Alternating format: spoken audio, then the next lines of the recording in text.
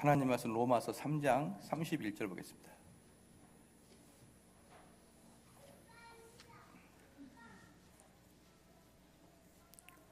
로마서 3장 31절.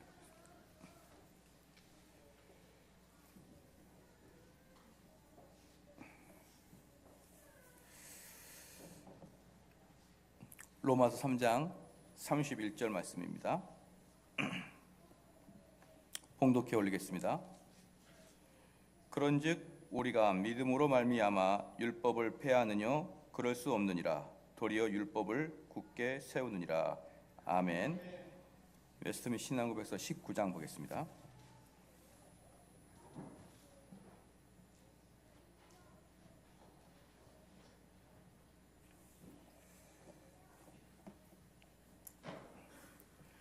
웨스트민 19장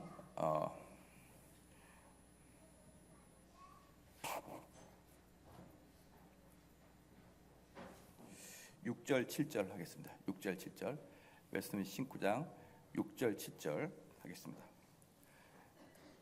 없으신 분은 같이 옆 사람하고 좀 같이 봐주시기 바랍니다. 같이 읽겠습니다. 참 신자들은 행위 언약인 율법 아래 있지 않기 때문에 그것으로 말미암아 의롭다함을 받거나 정죄함을 받지 않는다. 그렇지만 율법은 불신자들에게뿐만 아니라 참 신자들에게도 큰 소용이 있는데, 이는 삶의 규칙으로서 그들에게 하나님의 뜻과 그들의 의무에 대해서 알려주고 그들을 지도하고 그들의 규칙에 따라 행하도록 속박하기 때문이다. 또한 그들의 본성과 마음의 생활이 죄악으로 오염되어 있다는 것을 발견케 하고, 그렇게 하여 그들은 율법으로 자신을 살피고 죄에 대하여 더욱 깨닫고 이로 인해 겸비하게 되고 죄를 미워하게 되며, 또한 동시에 그리스도와 그의 온전한 순종이 자기들에게 필요하다는 것을 더욱 분명하게 보게 된다. 마찬가지로 율법은 중생한 자에게도 죄를 금하는 면에서 그들의 부패를 억제하는 데 소용되며, 율법의 경고들은 비록 그들이 율법 안에 경고되어 있는 저주로부터 해방되어 있을지라도 그들의 죄악이 마땅히 받아야 할 것이 무엇이며, 또한 이 생에서 죄악을 때문에 어떠한 고통을 애치하게 하는지 알려주는 일이다. 또한 마찬가지로 비록 율법은 행위 언약으로서는 그들에게 적절하지 않을지라도 율법의 약속들은 그들에게 하나님께서 그들의 율법의 순종을 얼마나 칭찬하시는지, 또한 순종을 다 행한 후 어떤 복을 기대할 수 있는지 보여준다. 그러므로 어떤 사람이 율법이 선을 장려하고 악을 막기 때문에 선을 행하고 악을 삼가는 것은 결코 그가 율법 아래 있고 은혜 아래 있지 않다는 증거가 될 수 없다. 7절, 앞서 언급한 율법의 용도는 복음의 은혜와 상충되는 것이 아니라 오히려 아름답게 조화된다. 그리스도의 영은 인간의 의지를 다스려 율법 안에 계시된 하나님의 뜻을 자유롭고 즐겁게 행할 수 있도록 하신다. 아멘.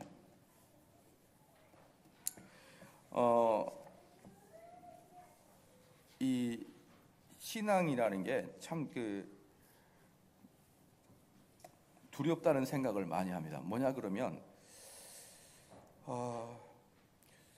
율법 폐기론이 이미 전국에 있는 교회에 율법 폐기론이 쫙 오염되어 있다는 것을 제가 시시때때로 말씀을 드렸지 않습니까? 사람들이 제가 이제 신학을 하면서 아주 독특하게 느낀 게 뭐냐면,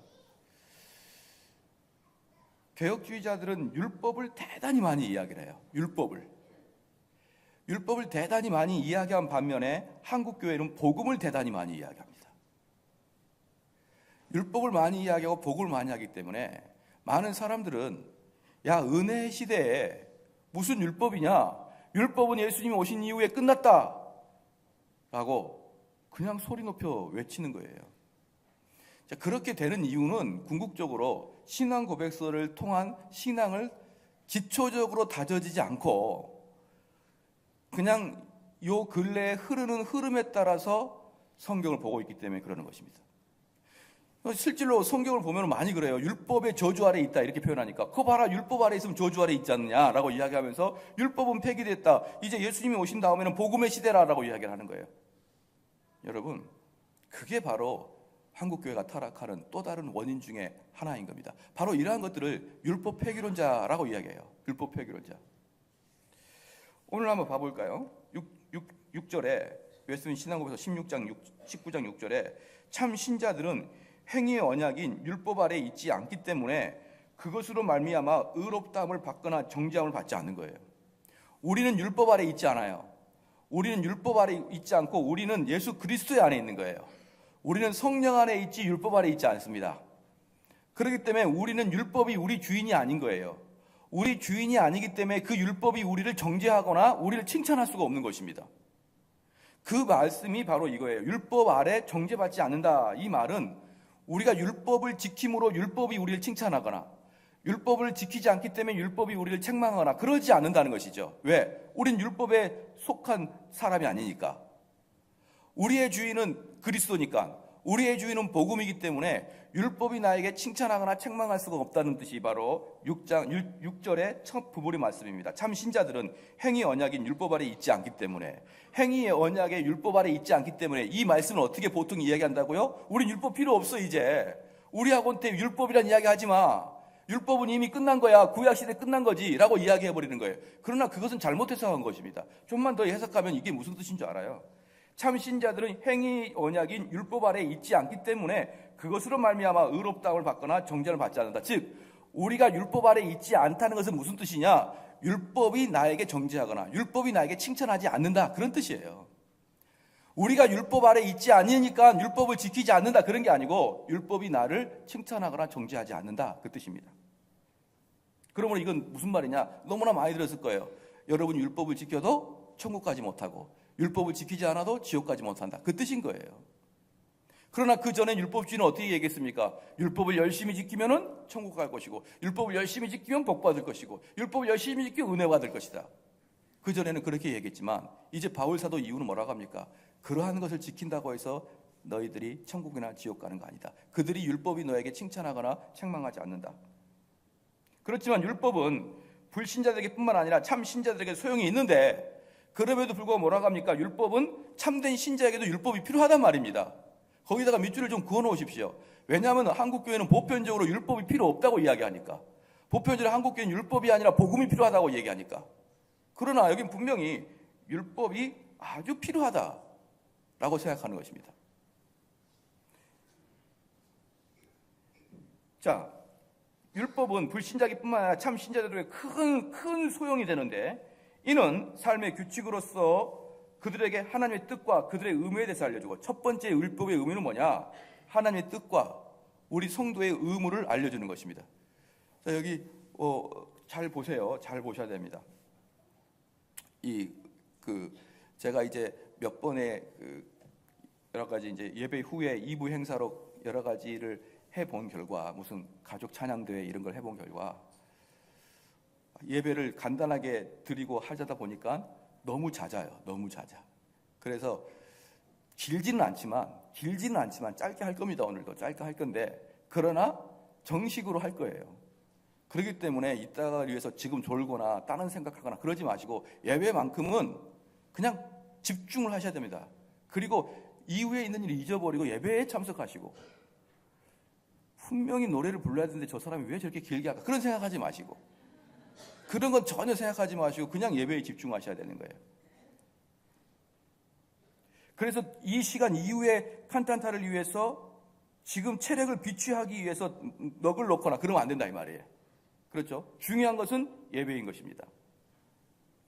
그런데 참 신자들의 크게 소용이 있는데 그들에게 첫 번째는 뭡니까? 율법이 우리에게 주는 첫 번째의 원칙은 뭐다? 하나님의 뜻을 알게 하고 그들의 의무에 대해서 알게 해주는 것을 말한 것입니다. 사랑하는 성도 여러분, 복음이 없는 율법은 무서운 것이고 복음이 없는 율법은 무서운 것이고 잔인한 것이고 율법이 없는 복음은 값싼 복음이에요. 여러분이 잘 기억해야 됩니다. 한국 교회는 율법을 지키지 않나요? 거의 대부분의 율법으로부터 자유함을 선포해버리고 율법의 방종함을 통해서 율법을 이야기하는 경우가 거의 없죠. 그러나 율법이 없는, 즉 율법이 뭡니까? 너희들 그렇게 살면 죽어. 너희들 그렇게 당장 나와야 돼. 이게 율법이에요. 이 율법이 없는 복음은 값싼 믿음, 방종의 믿음을 산출해내게 될 수밖에 없는 것입니다. 그러므로 여기를 보니까 이는 삶의 규칙으로서 그들에게 하나님의 뜻과 그들의 의무에 대해서 잘 알려주고 있습니다. 여러분 뒤에 쭉 가보면요, 이 교리에 대해서 쭉 가면 안식일대 나오고, 그 다음에 합당한 맹세와 서원에 대해서 나오고, 심지어 국가의 위정자들에 대해서 어떻게 해야 할 것인가 나오고, 결혼과 이혼에 대해서도 이야기가 나오고, 다 나옵니다. 교회에 대해서, 헌금에 대해서, 예배에 대해서 다 나와요. 이 규칙을 가지고 여러분 신앙생활 하시란 말입니다. 우리가 내가 나름대로 옳다고 생각하는 방식대로, 내가 지금까지 해온 방식대로 예배를 드리는 게 아니고, 이 교리의 관점에 의해서 여러분 신앙생활을 재정립해 나가시기를 주의 이름으로 축원합니다. 그냥 여러분들이 좋아하는 대로 사지 마시고, 나는 그렇게 생각 안 해, 그런 말 하지 마십시오. 내가 무엇인데 나는 그렇게 생각 안 해, 그렇게 이야기합니까? 우리의 웨스트민 신앙 고백서에서 그렇게 이야기하고 있는데, 나는 그렇게 생각하네, 안 해, 그런 이야기는 감히 하지 마시고, 내가 항상 틀렸다고 생각하시고 신앙 고백서에서 그렇게 하면은 내 신앙을 거기다 맞춰 나가면 되는 거예요.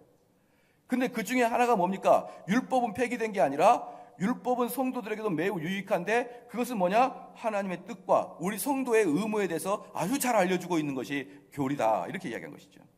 두 번째, 그게 첫 번째입니다. 두 번째는 그들을 지도하고 그 규칙에 따라 행하도록 속박하기 때문입니다. 거기다가 동그라미 한번 보십시오. 속박이에요, 속박. 여러분 이러한 단어들이 익숙합니까? 성도들이 자유함, 내 자원하는 마음, 이런 것에 익숙할지라도 여기 속박이라는 단어가 익숙하지 않지요. 이것처럼 율법의 근간에는 그 말씀이 나를 속박하고 나를 억제하고 나를 제어하고 이러한 요소가 있다, 이 말입니다. 마음 놓고 신앙생활 하는 게 아니라 여러분의 신앙 하나하나가 제어당해야 되고, 나의 신앙 하나하나가 억압을 당해야 되고 속박을 당해야 될 부분이 있다, 이 말입니다. 무엇을 통해서? 율법을 통해서. 그 다음에 이 페이지 있겠습니다. 다음 페이지. 또한 그들의 본성과 마음과 생활이 죄악으로부터 오염되어 있는 것을 발견하게 하고, 이게 세 번째인데 아주 중요한 율법의 역할이에요. 율법의 역할은 우리 속에 죄악이 있는 것을 끄집어내는 거예요. 너가 무슨 죄가 있는지 내가 보여줄게. 끄집어내는 것입니다. 이렇게 하여 그들은 율법으로 자신을 살피고 죄에 대하여 더욱 깨닫고 이로 인해 겸비하게 되고 죄를 미워하게 되며, 또한 동시에 그리스도와 그의 완전한 순종이 자기들에게 필요하다는 것을 더욱 분명하게 보는 것입니다. 잘 들으십시오. 율법은 자기 자신을 살핀다 그랬어요. 그러니까 하나님 말씀을 계속 읽으면서 이 하나님 말씀을 뭘로 보느냐? 거울로 보는 거예요. 거울로 보면서 내가 뭐가 문제가 있는지를 자세히 살펴야 됩니다.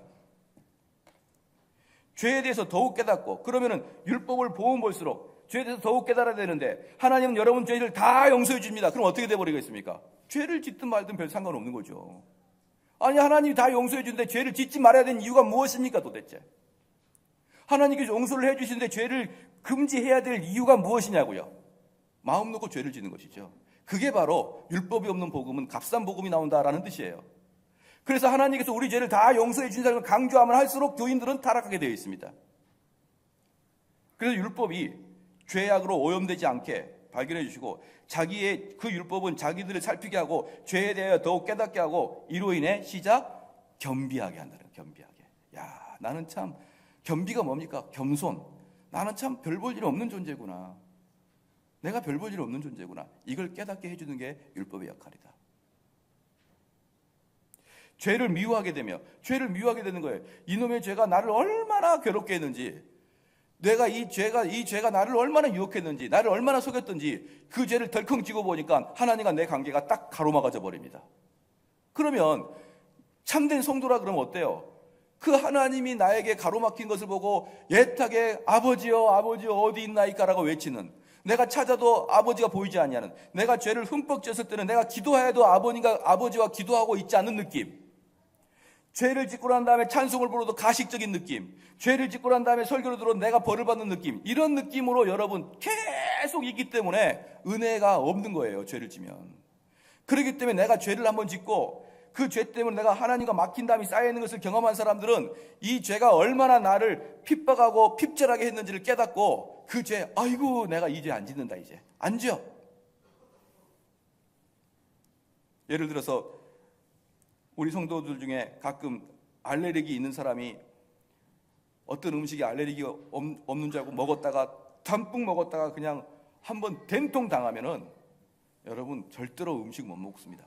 저는 여러 가지 몇 가지 알레르기가 있지만 그 중에 최고의 알레르기는 번데기를 먹었을 때 알레르기가 저한테 와요. 그 여러분 웃을 일이 아니에요.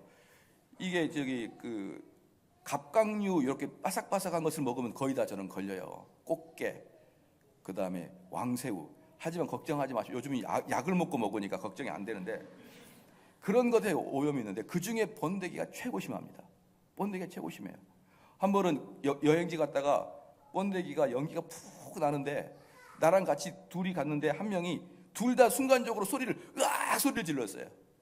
으악 소리를 지르고 저는 그 연기도 맡기 싫거든요. 연기마저도 이렇게 몸이 가렵습니다. 돌아가는데 그 친구는 번데기 장소로 가는 거예요.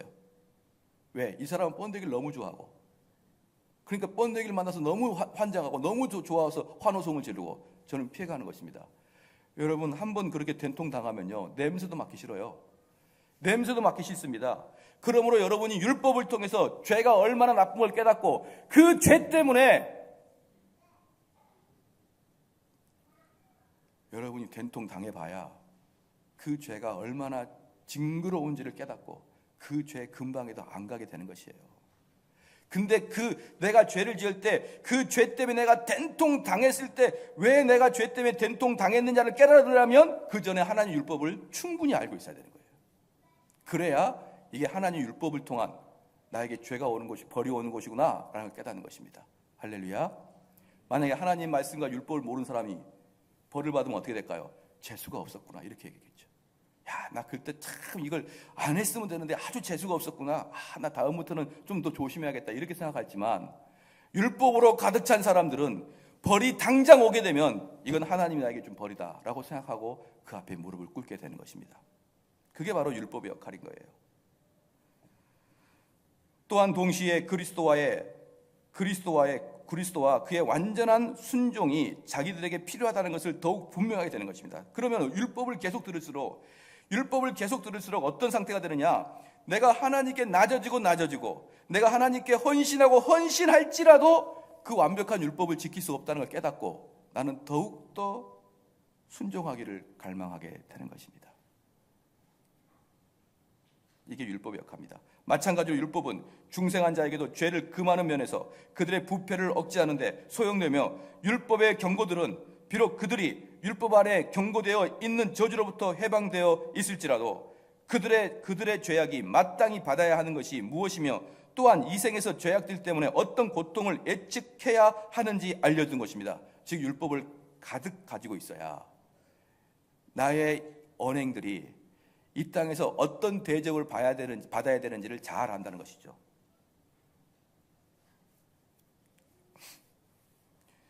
제가 수차 말씀을 드리지만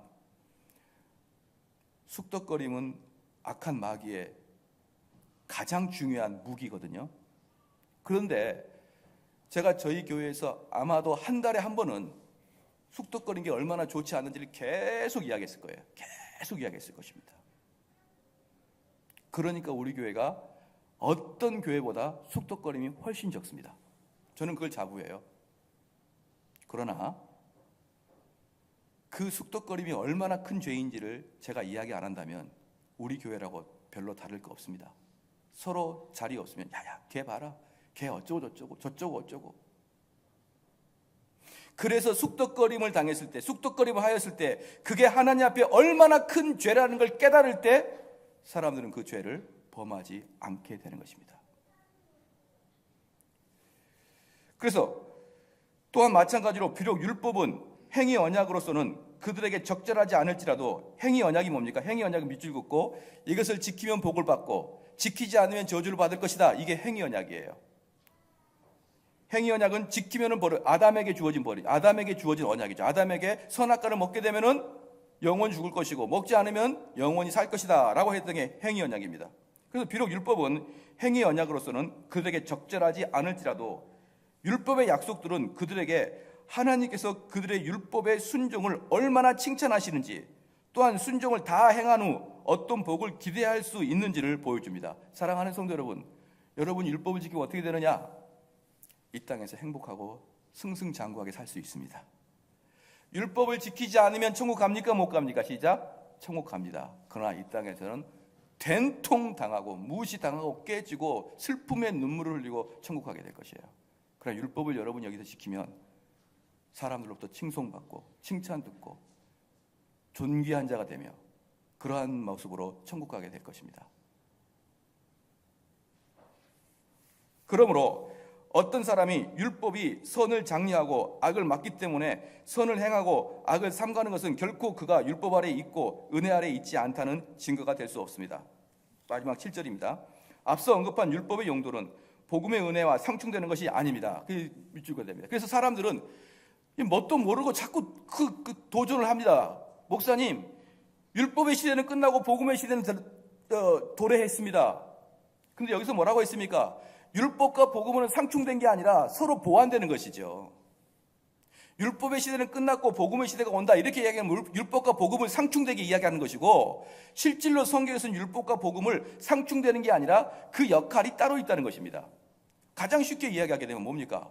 검찰은 어떤 사람의 죄를 증명해내는 것이고, 그렇죠? 증명해내는 것이고, 그 검찰의 증명한 죄를 재판부는 판결하는 것입니다.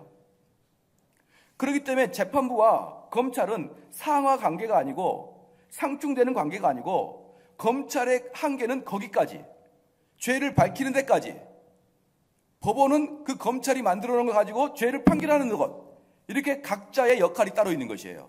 이 둘은 역할이 상충되는 게 아니고 각자의 역할이 따로 있단 말입니다. 그러므로 율법과 복음은 상충되는 게 아니고 역할이 따로 있다 이 말입니다. 역할이. 그게 뭐냐? 상충되는 것이 아니라 오히려 아름답게 조화된다. 그리스도의 영은 인간의 의지를 다스려 율법 안에 계시된 하나님의 뜻을 자유롭고 즐겁게 행할 수 있도록 하신다. 그러면 율법의 역할은 뭐냐? 사람들로 하여금 너가 죄가 얼마나 많은지를 보여주는 거예요. 여러분들이 죄가 얼마나 많은지를 설교를 통해서 매주마다 보여주는 거예요. 그렇기 때문에 설교를 들을 때마다 어떤 느낌이 듭니까? 야, 내가 잘못 생각하고 있었구나. 이렇게 생각하면 할렐루야 아멘인 것입니다. 아, 내가 인생을 잘못 봤구나. 아, 내가 몰랐는데 죄였구나. 내가 이러한 것들이 정말 악한 거였구나. 그렇게 깨달으면 되는데 앉아가지고 괜히 분노나 갖고 있으면 안 된단 말입니다. 율법적인 설교를 당연히 할 수밖에 없는 거예요. 개혁주의 목사들은 율법적인 설교를 할 수밖에 없는 겁니다. 이 율법적인 설교는 뭐냐? 그렇게 살지 마십시오, 저렇게 사십시오라고 이야기하는 거란 말이에요. 여러분의 그렇게 사는 행동과 그렇게 마음 자세는 하나님께서 좋아하지 않는 마음입니다. 그것은 바로 마귀의 마음입니다. 이렇게 계속적으로 이야기하게 되면 성도 마음속에 그걸 가지고 분노를 갖거나 목사에 대해서 적개심을 가지지 마시고, 아, 내가 잘못 살았구나 깨닫는 게 율법의 역할이란 말이에요. 율법의 역할. 그걸 가지고 목사를 공격한 욕으로 사용하지 마시고요. 뭐야, 일주일 내내 힘들게 살아왔는데 또 교회에서 나를 책망하는 설교 또 하네. 그렇게 생각하지 말란 말입니다. 율법 자체가 그 역할을 하게끔 되어 있으니까요. 그럼 어떻습니까? 나는 설교를 딱 듣다가 아, 내가 이렇게 악이 차 있었구나, 내가 죄에 있었구나. 그럼 어떻게 하는 거예요? 그리스도한테 가게끔 하는 것. 그래서 마지막 율법의 용도가 뭐예요? 나를 그리스도에게 보내는 겁니다. 거기까지. 그럼 여러분들은 그리스도한테 간 다음에 그분이 거기서 여러분을 만나고 구원해 주시는 거예요. 어떻게 좀 졸리시나요? 거의 다 끝나갔는데 한 가지 말씀드리고 할 테니까 좀 눈 좀 뜨십시다. 율법의 역할은 그리스도 앞에까지 가게 하는 것. 너가 얼마나 추한 존재인가 깨달은 사람은 아이고 내가 이렇게 추하구나. 집에서 화장실에서 얼굴을 딱 보니까 얼굴에 여기 뭐 검정기 묻었고 밥풀이 묻었어요. 그럼 어떻게 합니까? 아, 밥풀이 묻었구나. 괜찮아. 나 이대로 살 거야. 그리고 나간 사람은 거의 베개 하나도 없어요. 거의 대부분 딱 보면 어때요? 세수를 합니다. 율법의 말씀으로 거울을 통해서 내가 얼굴을 봤을 때 얼굴에 흠집이 있고 얼굴에 오물이 있으면 누구든지 정상적인 사람이라 그러면 물로 가서 씻기를 원합니다.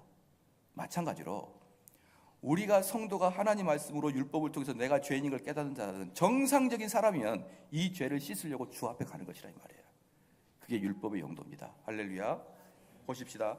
그런데 이 율법의 영은, 그리스도의 영은 인간의 의지를 다스려 그리스도형 밑줄 긋시다. 그리스도형 성령께서 인간의 의지를 다스려야 된다. 그래야 우리는 그 율법을 자유롭게 지킬 수 있다. 즉 무슨 말입니까? 성령 충만해야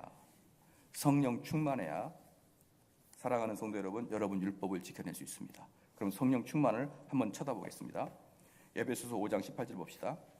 제가 어제 이거 분열대학 때 잠깐 가르쳐 드린 게 있는데 우리 성도들은 같이 알아야 됩니다. 에베소서 5장 18절 말씀.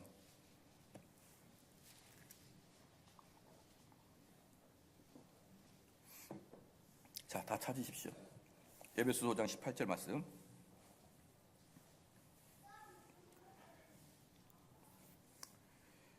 술 취하지 말라. 이는 방탕한 것이니 오직 성령의 충만을 받으라. 성령 충만을 받으라 그랬거든요. 그럼 성령 충만 받은 사람들이 드러난 형태가 무엇이냐? 시와 찬미와 신령한 노래들로 서로 화답하며 너희의 마음으로 주께 노래하며 찬송하며 범사에 우리 주 예수 그리스도의 이름으로 항상 아버지 하나님께 감사하며. 그러니까 성령 충만한 사람은 하나님께 감사를 드릴 수 있는 것이에요. 그러니까 여러분 사랑하는 성도 여러분, 제가 여러분에게 성도들에게 하나님께 감사하십시오라고 설교하지 않죠. 그렇게 제가 하는 거 들어보셨나요? 별로 저는 그렇게 얘기 안 합니다. 왜? 성령 충만하지 않는 자에게는 그렇게 얘기해봐야 아무 쓸모없는 이야기고, 성령 충만한 자는 가만 놔둬도 그가 하나님께 감사하게 돼 있는 거예요. 그래서 하나님께 감사합시다, 감사하는 삶 삽시다, 그렇게 이야기한들 별로 의미가 없다 이 말입니다. 또 하나 21절에 그리스도를 경외함으로써 피차 복종하는 것이죠. 서로 간에 복종하십시오 라고 할 때도 그렇게 말로 해서는 되질 않아요. 성령 충만한 자가 복종하게 되는 것입니다. 그 다음에 22절에 아주 재밌습니다. 아내들이여 자기 남편에게 복종할 수 있는 사람은 성령 충만한 사람이에요. 그러니까 사람들한테 상담할 때 이보세요, 남편에게 복종하십시오 한다고 복종이 되는 게 아니에요. 그 자리에서는 복종이 되는 것 같아요. 그러나 실질적으로 아내가 남편에게 복종하려면 성령 충만한 사람만 가능합니다. 할렐루야. 왜 또 아멘이 또 은근슬쩍 또 적어져요. 못 들어본 걸 이야기하면 그냥 아멘 하시길 바랍니다. 할렐루야. 동의하시죠? 성령 충만하지도 않는데 야 옳게 시동생 아내한테 좀 잘해, 남편한테 잘해, 이렇게 이야기한들 필요가 없다니까요. 성령 충만한 자는 잘하게 되어 있습니다. 복종하게 되어 있어요. 그 다음에 좀 더 보겠어요. 이는 남편이 아내의 머리됨이 그리스도께서 교회의 머리된 것 같음이니 그가 친히 몸의 구주이시니라. 그러나 교회가 그리스도에게 하듯 아내들도 범사에 그 남편에게 복종하지라. 성령 충만한 자들은 남편을 그리스도를 복종하듯이 저한테 해주는 거예요. 얼마나 좋습니까? 그러니까 성령 충만한 아내를 만난 게 복덩이를 잡은 거예요. 저한테 어떻게 해주니까 시작? 예수님처럼 저를 대해주니까요. 예수님처럼 대해주니까. 25절에 남편들아 아내 사랑하기를 그리스도께서 교회를 사랑하시고 위하여 자신을 주신 것 같이 하라. 뭡니까? 남편이 아내 사랑할 때도 성령 충만해야 사랑하는 거예요. 그렇기 때문에 성령 충만하지 않는 상태에서 사랑해라, 존경해라, 너가 양보해라, 부부끼리 하나가 되라, 그렇게 말을 해봐야 다 소의 경일기입니다. 다. 이것을 하기 전에 먼저 무엇부터 하라? 성령 충만하라. 그럼 여기서 제가 말씀드리고 싶은 거냐면, 그럼 성령 충만 어떻게 하냐 이 말이에요. 모르셨죠? 성령 충만을 어떻게 해야 성령 충만 됩니까? 우리는 성령 충만 모르니까 어때요? 어디 기도원 가가지고 오십시오 하면서 오십시오 이렇게 해서 성령님 안 오고 싶은데 계속 오라 그래가지고 받아버리잖아요. 그래서 성령 충만하면 성령이 오셨네, 그 노래 한 100번 부르면 성령 충만하다고 생각하잖아요. 그렇게 성령 충만을 자꾸 이야기하니까 이상한 배터리 감전듯이 사람이 그렇게 되는 겁니다. 성령 충만은 그렇게 하는 게 아니고 바울이 그대로 이야기해 줬습니다. 골로새서 볼까요? 이 에베소서 5장을 그대로 접어두시고 골로새서 3장 16절 보겠습니다. 골로새서 3장 16절 골로새 3장 16절 같이 한번 읽게요. 시작.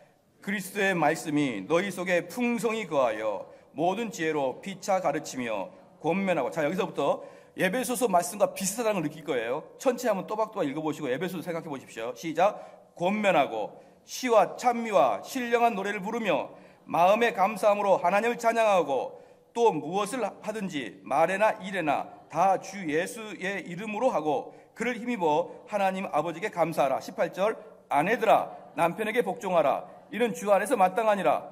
남편들아 아내를 사랑하며 괴롭게 하지 말라. 나오죠?